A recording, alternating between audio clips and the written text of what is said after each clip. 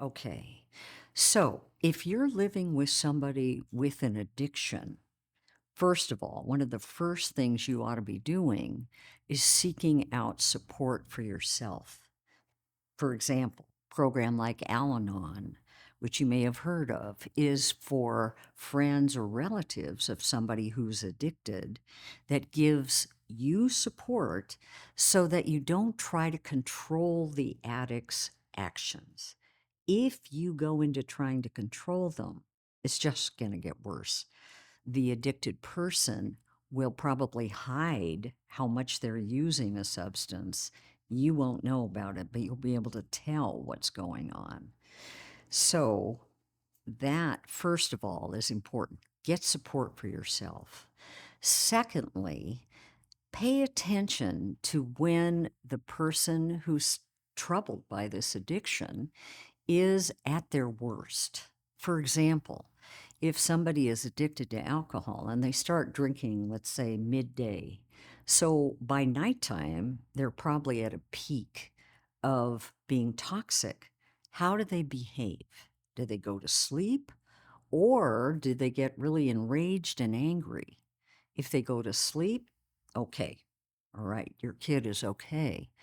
But if they get enraged, you want to choose those times as times when you're taking your child away from that parent so that your child won't witness the rage or anger of the person who's addicted and who's at their worst at that particular time.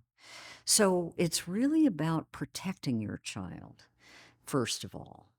Secondly, it's also about explaining to your child that that addicted parent is not a bad person.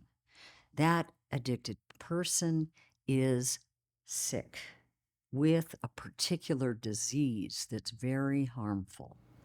And you can tell maybe a 2-year-old, Daddy is sick or Mommy is sick right now. And let's not spend time around our person who we love, but who's also really troubled with this sickness right now. So let's go into your room and read books. How about that? Let's go play down in the basement. How's that sound? So you're really protecting your child from the worst of what the addict might be demonstrating. And at the same time, you can also talk to that partner who's addicted and maybe share with them some of the effects of their addiction in general that the research shows on children. Very, very, very negative impact. So that that person understands the consequences on their child, this child they love, of what that addiction itself is doing to the child. And that may, in fact, motivate them to try to seek help, try to seek treatment, even though that addiction is so powerful it overwhelms them.